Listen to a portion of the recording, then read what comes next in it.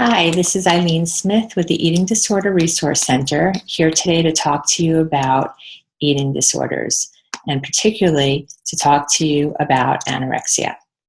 So over the past 30 years in the United States, anorexia has significantly increased in adult women. It was thought to be a disorder that affects mostly adolescent girls. So approximately 90% of the cases reported in the United States are women, with an estimated 20% of these women still struggling with symptoms in their 30s and 40s. In comparison to the 1960s, 70s, and 80s, and maybe even into the 90s, only 3.5% of the cases developed after the age of 25. But today, treatment centers report that there's a significant increase in women seeking treatment over the age of 25.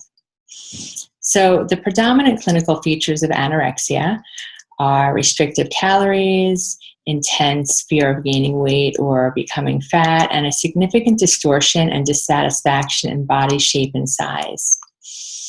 So recovery statistics in the United States show that approximately 47% of patients fully recover, 33% improve, and about 20% of survivors of anorexia run a chronic course. Unfortunately, late onset after the age of 25 is considered unfavorable predictors of outcome, and also a longer duration of illness. So it's also estimated, this is really sad, that 10% of those affected with anorexia will die of complications associated with the disorder. And while teens with anorexia may die of complications from the disorder, more adults die of suicide, and there's a high incidence of a co-occurring depressive disorder. So there was a study done at the University of North Carolina with women ages 25 to 45. And I thought that the results were sort of staggering. So 5% of the women reported disordered eating before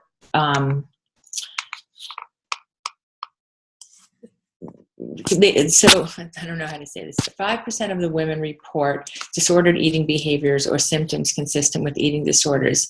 So in other words, 3 out of 5 have unhealthy relationships with food and their bodies. So I'm not really sure what that was all about. But 67% of the women, excluding those with eating disorders, are trying to lose weight. 53% of already diet, even though and want to lose weight even though they're at a healthy weight. And 39% of the women said that their concerns with their weight interfere with their happiness. 37% skip meals regularly to try to lose weight.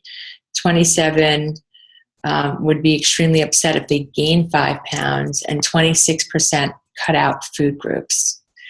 13% smoke to lose weight, and 16% would cut their calories down to 1,000 calories a day. So this is of 4,023 women ages 25 to 45. So why? Why does one woman get anorexia and another one doesn't? So there's several factors that go into this, and it appears that certain biological, psychological, and environmental factors influence the course of the disorder. And studies have found that personality traits, genetics, brain chemistry, and overall emotional health are also contributing factors. Interestingly, first-degree relatives of anorexics are 10 times more likely than the general population to develop anorexia. And 2/3 of anorexic patients develop anxiety disorders long before the onset of anorexia. And perfectionism has been shown to be present in most of the patients with anorexia. And research also points out that these comorbid symptoms can come from just bad environments or genetics or an influence of both. So other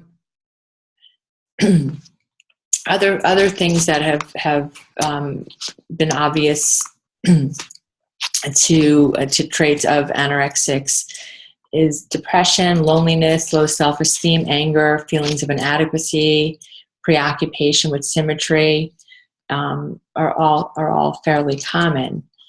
And an individual with several risk factors may not develop the disorder, but the more contributing factors a person possesses, the more likely they are to develop an eating disorder. So this is actually really interesting. I think so much of it has to do with the messages we receive as a Western culture. There was a study done on Fiji Island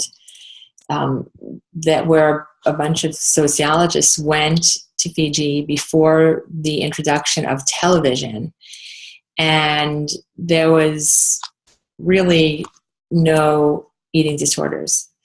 Fast forward, television was introduced, and within 3 years of the introduction of television, women were dieting to improve their status.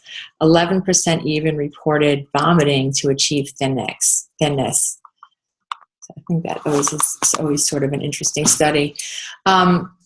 So as far as treatment goes, there's some evidence-based treatment. The one that's most commonly used is cognitive behavior therapy. I think there's been the most research on that, and it's predominantly been research done on bulimia and binge eating disorder, not anorexia. So the premise, though, behind using cognitive behavior is that it's faulty cognition that's the driving force of one's identity of body and shape and size. So over time, there's been modified versions of CBT specific to treating eating disorders, and these studies have promising results.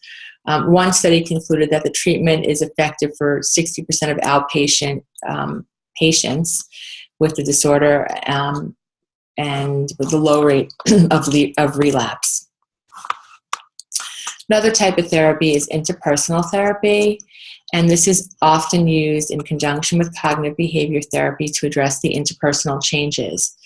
IPT is also an evidence-based treatment that helps patients identify and address current interpersonal problems. Excuse me. IPT, it was discovered that to be effective when used as a controlled treatment for cognitive behavior therapy during randomized control studies for individuals, again, with bulimia. Okay, one of the other therapies that's getting a lot more recognition today is something called dialectical behavior therapy, and this is a skills training therapy that combines learning skills for interpersonal relationships, emotional dysregulation, distress tolerance, and mindfulness. And again, the research is fairly new. But there was one study done in 2010 that concluded that people receiving dialectical behavior therapy for binge eating disorder were more likely to stay in treatment and more likely to achieve post-treatment binge abstinence and reduce the frequency of episodes.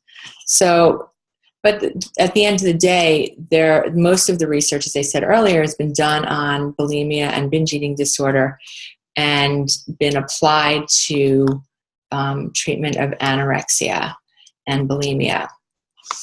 So I think the thing to know is that treatment, every individual is different. The issues and the comorbid issues that often arise with anorexia are different for each person. So having an individualized treatment program is probably the best course. So knowing and understanding why a person is seeking treatment other than just for the eating disorder is an important part of making decisions about treatment. Okay, thank you for your time today.